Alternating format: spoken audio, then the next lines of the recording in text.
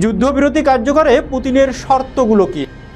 রুশ president Vladimir Putin বলেছেন, যুক্তরাষ্ট্রের প্রস্তাবিত যুদ্ধবিরতির নীতির প্রতি মস্কো নীতিগতভাবে সম্মত, তবে এটি কার্যকর হবে কিনা তা নির্ভর করবে কিছু গুরুত্বপূর্ণ প্রশ্নের উত্তরের উপর।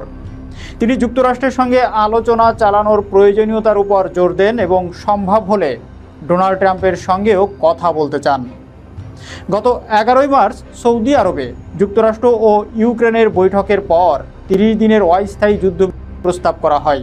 এতে যুদ্ধবন্দী ও বেসামরিক বন্দীদের মুক্তি এবং রাশিয়ার দ্বারা জোরপূর্বক স্থানান্তরিত ইউক্রেনীয়দের শিশুদের ফেরত পাঠানোর উপর গুরুত্ব দেওয়া হয়েছে।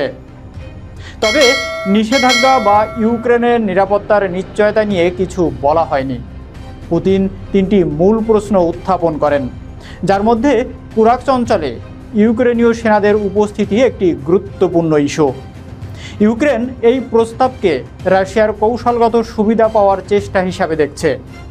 ট্রাম্প সরাসরি কোনো প্রতিক্রিয়া না দিলেও রাশিয়ার বিরুদ্ধে নিষেধাজ্ঞা জারির হুমকি দিয়েছেন।